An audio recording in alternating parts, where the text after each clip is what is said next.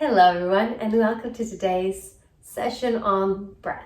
This is a beginner's introduction to correct breathing, and it's in the hope to inspire you and create a bit of curiosity for when you practice yoga, but also when you're going on your daily life, to start to tune into your breath and find out what it's doing for you. The breath is so important to keep us healthy in every day, and nobody ever thinks about it because it's automatic. You're just breathing. What else is there to think about? But in the yoga tradition, it is said that you have a set amount of breaths in your life, so use them wisely. Extend them. Make sure they're nice, slow, deep breaths, and you're not constantly having those short, quick breaths, which are often a sign of agitation or upset. Notice next time you get upset. I don't want you to do it now, but there are some practices where they have you close your eyes, tune into something that made you really upset, and notice your breathing. I won't ask you to do it today. If you're curious, you can try it. However, if you do remember or notice next time you're upset how your breathing is flowing, it'll likely be going quite fast. If you're having anxiety or a bit of a panic, it'll start going really fast. In other cases, when you've pushed yourself too far or you're shocked, you're surprised, you're probably going to be holding your breath. When I teach yoga, I often remind students and tell them, well, now if you're holding your breath, especially in the challenging postures, that is a sign of your body telling you you've gone too far. Back off and come to a space where the breath is nice and comfortable, flowing in and out through the nose. A little bit of background about me and why I'm here sharing. It's because as almost everyone, I started with the purpose to strengthen my body, to strengthen my flexibility, my balance, and all the rest with the postures, with the asana. I also was hoping to get the benefits for the mind, but I didn't realize that the benefits of the mind came with the inner work of manipulating the breath as well as the meditation. And I'll touch upon that later, where how connected the breath and meditation truly are. So pranayama, that's how we call the art of breathing. Prana meaning life force, energy, chi in other traditions, chi, your breath. But it's so much more. It's not just, you can't translate it as just one word, because it encompasses that whole, all of them, the energy, the source, everything that's giving you life. And when you breathe in, you're breathing in the energy. And when you work with pranayama, which is the with our breathing exercises, you are manipulating the breath. And in that way, you are building a healthier system for your body. So prana means the source, life, energy, while ayama means the prolongation, the manipulation, the extension. Together, you're manipulating the breath. You're extending and manipulating the energy, the force, the source into your body. So pranayama is the conscious prolongation of the inhalation, the retention, and the exhalation. And there are various techniques. Now, you don't need to take it from me. I'd love to say I invented it, but no, I haven't invented it. This has been around for centuries. B.K.S. Light on Pranayama is probably the best book for anybody who is trying to, for anyone who is trying to go deeper in their pranayama practice. For anyone who is just curious and would rather read something that's a bit of a more of a modern take, James-nestor, Breath, the New Science of a Lost Art, is a great book that came out in 2020, but he's been working on it for years, experimenting on himself, going to the extremes of taping his mouth for a whole week to see the benefits of nose breathing, and then taping his nose to see the benefits of mouth breathing. Long story short, you should not be mouth breathing. Always breathe through the nose. It's challenging, especially when you're doing cardio. I find myself still breathing through the mouth. Bringing awareness to it is the first step. So if you do take just one thing from this session, I hope it is that you know when you leave this session to always breathe through the nose. that'll help you with a healthier lifestyle, with a healthier body. So most of us start with the asana, the postures, and then we get into this beautiful, magical world of pranayama, of the breath, of manipulating it to help you with your meditations and to help you with improving your daily life. One full breath is considered the inhalation, so inhaling, the holding of the breath, the retention part, the exhalation, and the holding on empty lungs. That is one full breath. I will share with you the Sanskrit names because I'd rather not read them out loud with my pronunciation, but for you to have as knowledge if you wish. The benefits of correct breathing are multiple. Breathing correctly affects the heart rate. It increases your energy, it releases stress, it can improve mental clarity, as well as improve physical health. Breath work is probably one of the fastest ways to calm down when you're agitated. It helps to calm the mind, it reduces worries and anxiety, and it can help with focus and attention whilst boosting the immune system.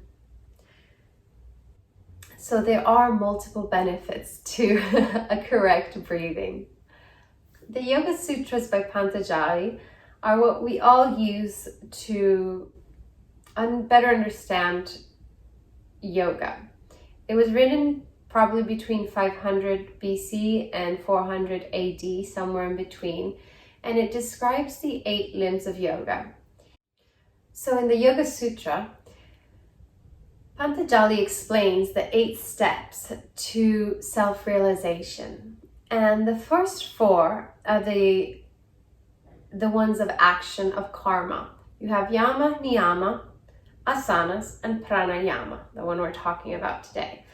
Yama and niyama are generalized. I'm generalizing here because it's very short. The moral conduct. So you have yama, which is the moral commandments. The most known one is ahimsa, do no harm. And niyama, rules of self-purification. So these 5 rules you follow to self-purify. Then the asanas, the ones we practice in yoga studios, the movement of the body. That is to help you release the blockages of the energy in the body as you strengthen it and you prepare it for sitting in a comfortable cross-leg position with the spine straight. This is where the pranayama comes in. As we spoke about it, is the manipulation, working with the breath. It's interesting how after these 4, the next stage, the next step is the meditation. So you have pratyahara, which brings the mind and senses under control. Then you follow dharana, is concentration on a single point. Dhyana, that's meditation, and ultimately samadhi. So you have yama, niyama, asana, and pranayama. They are the yoga of action, the yoga of karma. Then you have pranayama again, pratyahara and dharana, which are the yoga of knowledge, where you start to know, work into the knowing. And ultimately, you have the last 2 stages, dhyana and samadhi, which helps you to merge into the oneness, which is what we're working with in yoga. Yoga meaning union, oneness. We're all getting there somehow, trying to get there. So I give you this brief introduction because it's important to know when you're practicing pranayama why you're doing it. So you're doing it, yes, for all those benefits, but in yoga you're also doing it as it's a stepping stone to go from the yoga of action, yoga of karma, into the yoga of knowledge, the knowing, and that's where you get to evolve into the yoga of union oneself. So those are the 8 limbs as explained by Pantajali. The correct mechanics of breathing. I didn't invent this. The correct mechanics of breathing, you can find them in this lovely book by Iyengar. They are explained very well. I will give you a summary as this is a beginner's introduction. We have 4 types of breathing. The clavicular, the higher breathing, the intercostal, the mid-range breathing, the diaphragmatic breathing, so the lower breath, and the total, the pranayama breath, where you have all three together in one inhale and all three together in the exhale. So as you inhale, you're going to expand the belly, expand the rib cage, and expand the chest. And as you exhale, you bring down the chest, in the rib cage, and in the belly. We'll start with feeling the first three, and then we'll join them together. So if you're someone who is more visual, close the eyes. If you are someone who learns good with tact, place your hands onto your shoulders or onto your collarbone or on your chest. And we're going to start with the higher breath. Keep everything soft and relaxed, the spine straight, and then inhale into your hands up into the chest, pulling in the air through the nose. Keep inhaling a little bit more. Slowly exhale, press the hands down, release the air. One more time. Inhale, press into the hands.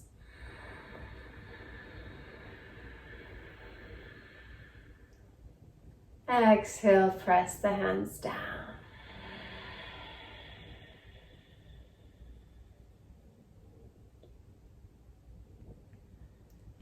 Release. The second part is the intercostal breathing. Hands can go onto the sides of the rib cage so that when you inhale, you're imagining pushing the rib cage and expanding them out. And as you exhale, you're trying to bring the index to touch its center. All together, ready to start. Inhale, push into the hands. And exhale, push the hands into the rib cage. One more time. Inhale.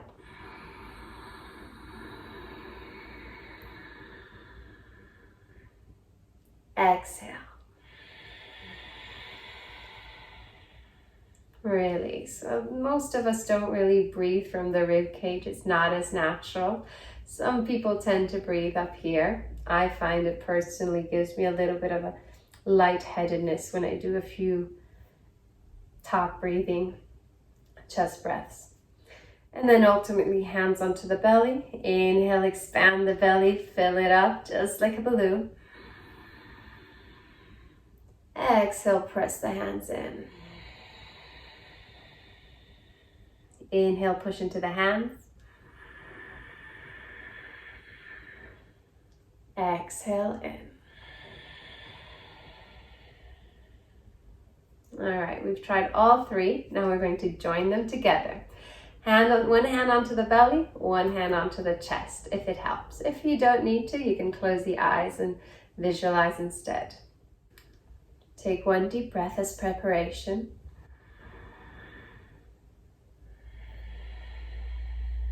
And now ready to start. Inhale, push the belly out, expand the rib cage. Bring the inhale all the way up into the chest, pushing into your left hand.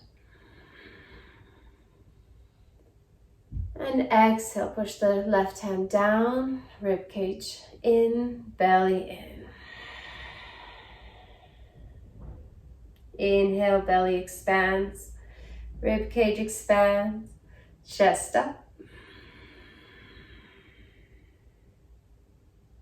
Exhale, push the chest down, rib cage in, belly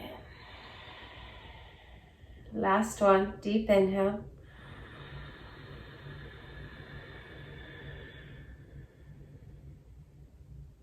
Deep exhale.